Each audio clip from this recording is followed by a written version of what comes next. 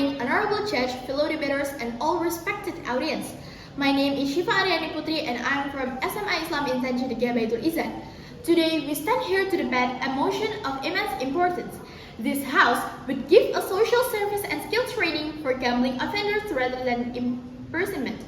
As the affirmative team, we firmly believe this is not just a proposal of leniency. It is a forward-thinking, evidence-based approach to a complex problem. We must ask ourselves, why do we insist on a solution that has repeatedly failed to address the root cause of this issue?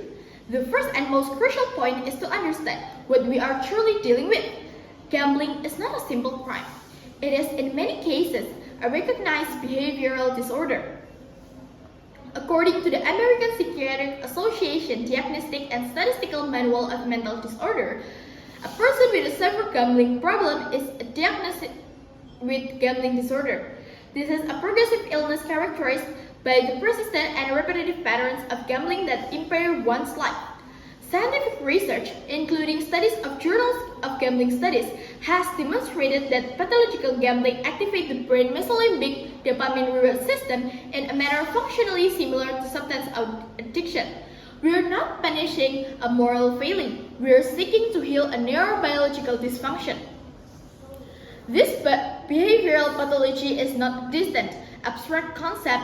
We see its devastating effects in Indonesia every day. Consider the tragic case of 19-year-old Saden MF from Bekasi, who became so deeply entrenched in online gambling that he resorted to stealing his own mother's motorcycle to fund his addiction. This case, widely reported in the media, is a chilling example of how this seemingly harmless activity can quickly escalate into desperation and crime. If we accept that the core problem is a disorder, then the solution must be rehabilitation, not retribution. Imprisonment over none of the tools needed to combat addiction. Instead, social service and skill training provide a comprehensive roadmap to recovery. Think about the alternative. Therapy, such as cognitive behavioral therapy, has been proven to be highly effective in helping individuals recognize and change their destructive behavior.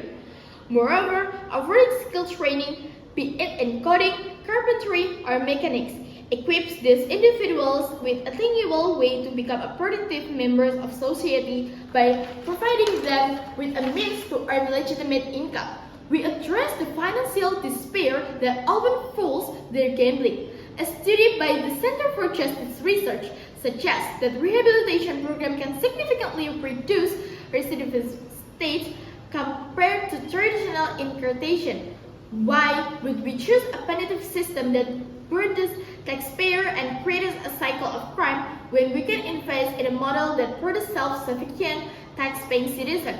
The cost of incarcerating an individual can be astronomically high, with some studies estimating a lifetime cost of arrest for a person with a severe gambling problem to be upward until $10,000 in comparison. Effective rehabilitation is a far more cost-effective and socially beneficial solution.